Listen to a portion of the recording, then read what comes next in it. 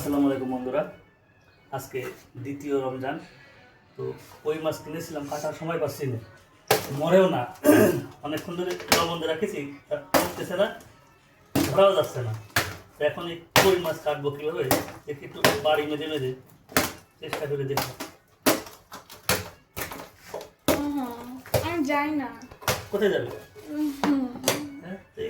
তোমার ওই স্ট্যান্ডটা নিয়ে আসো না। পুরাই দেশি কই, সাইজও দেখুন মাশাআল্লাহ। মাত্র 500 টাকা কেজিতে কিনেছিলাম, তো কাটতেই পারতেছি না।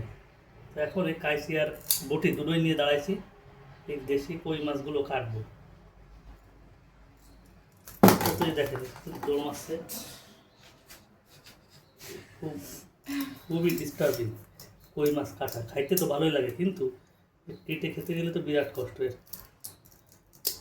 তো ভাবলাম যে আজকে এই দেশি কই মাছগুলো টুকটুক করে কেটে ফেলি, একটু পরে নামাজে যাবো। দেখি দেখেন সব কাটা আর কাটা, চারিদিকে কাটা দেখেন।